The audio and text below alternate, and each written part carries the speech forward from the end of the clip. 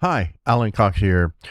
We recently finished up a series on adaptive protection inside of Microsoft Purview. And so, as you recall, adaptive protection basically kind of scales up the level of the policy, say in DLP policy, for example, or a rule set within a policy based on a user's risk level. So, if a user is, say, a moderate risk, perhaps in a DLP policy, one of the rules may be that they get more policy tips and some notifications, and versus somebody that is more user behavior has been more elevated and they're an elevated risk, that user may get more of a full stop block of any action that they're trying to do. And so that's kind of what adaptive protection is. And adaptive protection relies on insider risk policies to kind of gauge that activity level, that behavior of the end user. Um, so that's what we're going to talk about. We're going to get into insider risk management inside of Microsoft Purview, and that's going to be our topic over the next maybe 2 or 3 videos. Not really for sure yet how we'll break that down, but that's going to be our focus. So let's get started.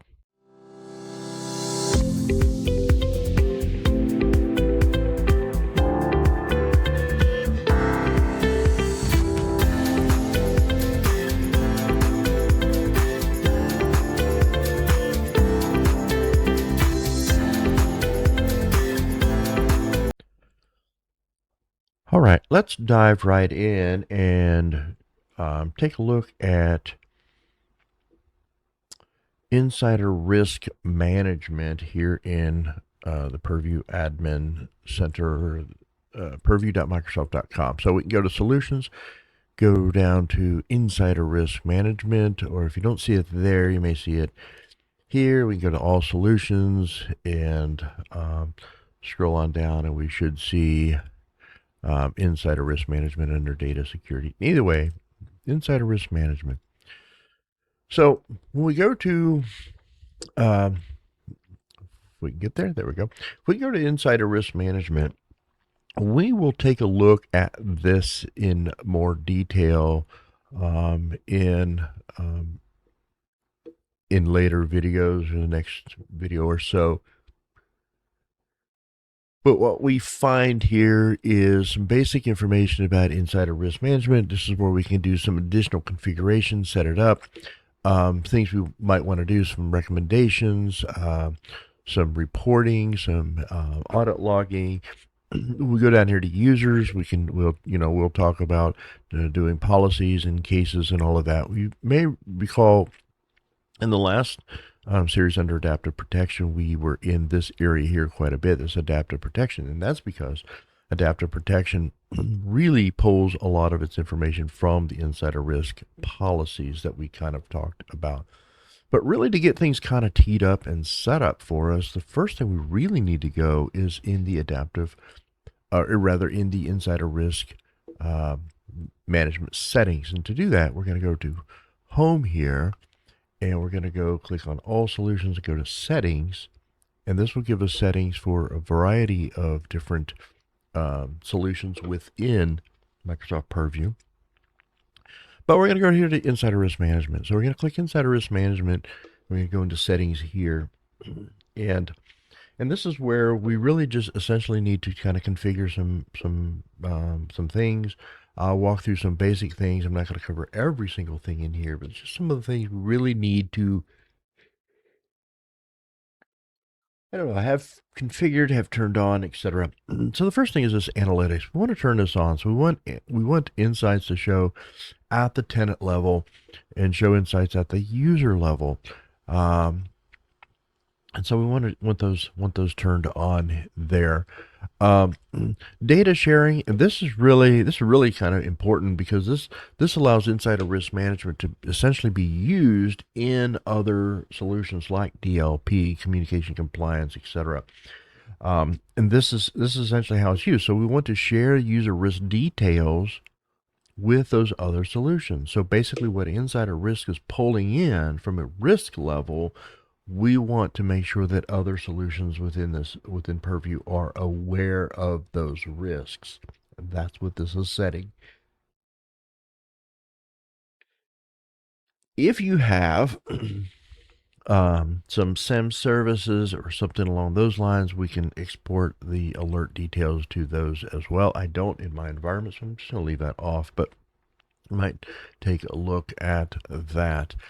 Now, detection groups is kind of interesting because we'll just cover a couple things here, but this is really where you can kind of group up things that you want insider risk to either be aware of, avoid, things like that. So we'll talk more about this. One of the things that Microsoft does do is it gives us 152 free public domains. So we go in here, we will see these all these public domains here, and so we can go in and take a look at those. But those are things that you might want to just allow or not allow, whether it's gmail.com, hotmail.com, yahoo.com, etc. So there's just a bunch of those 152 of those. But also, you may have in your environment some vendors, some vendor domains and so forth that you want to kind of group together to make sure that they're not considered risk, they're not considered, or that maybe they, or you want to group things together that are considered risk, like China domains or Russian domains, or I'm not necessarily picking on China or Russia, but sometimes they could be some nefarious there, but they could be anywhere you want to kind of group some domains together like that. You may have business partners that you deal with, and so we want to make sure that they're not considered a high risk, if you will. And so we'll go down into that. You can also group in your key, your sensitive information types into groups. So, like for example, things that may have a tendency to be, well, for example, physical addresses. You might have a high level of false positives there, right? Or just a lot of alerts relating to that. So you may opt to not um, you may opt to have physical addresses kind of grouped. And if we go in here, we're just going to see all the SITs that are related to physical addresses, right? So Luxembourg, New Zealand, Norway, Portugal, Russian, etc. So we can kind of have all of those kind of together so that we can determine risk levels, not risk levels, etc. Same thing with medical and all of those SITs that you might commonly um, find there. So,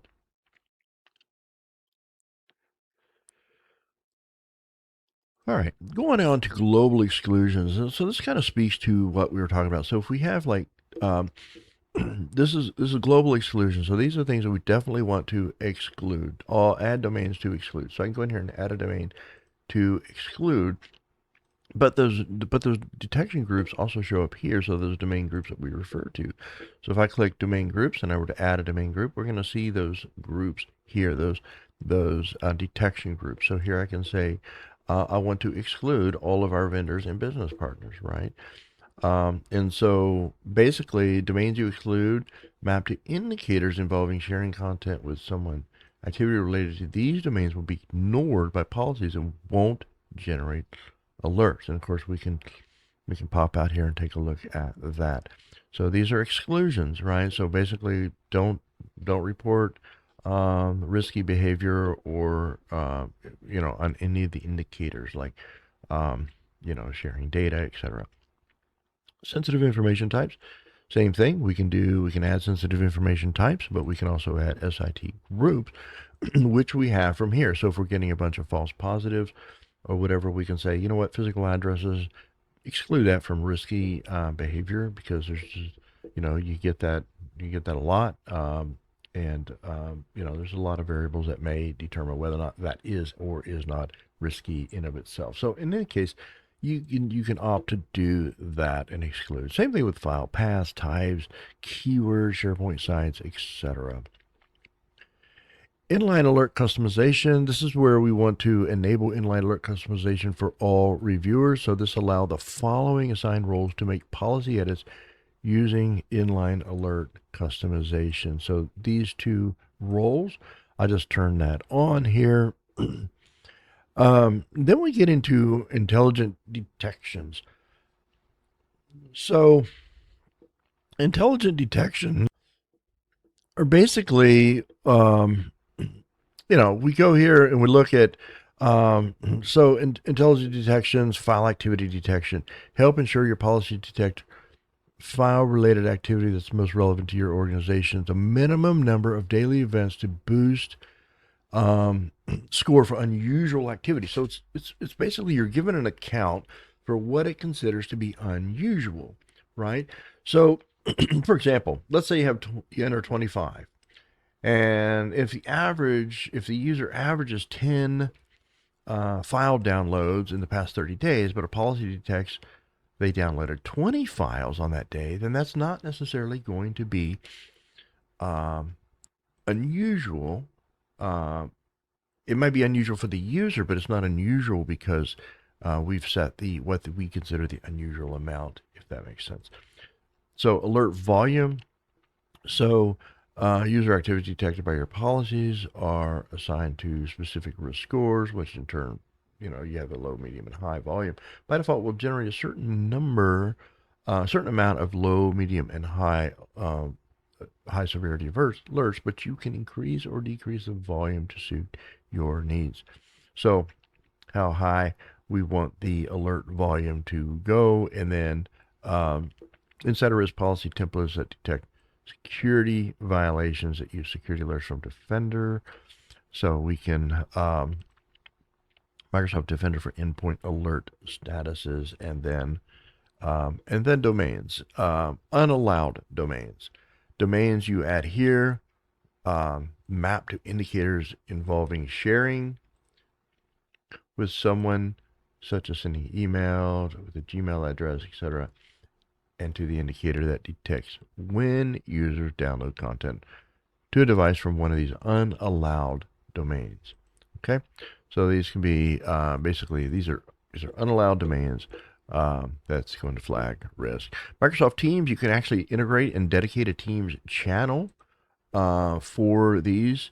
Um, so every time a case is created, so when we create a case, an associated team will be created. Admins can also have the option to create a team for existing cases.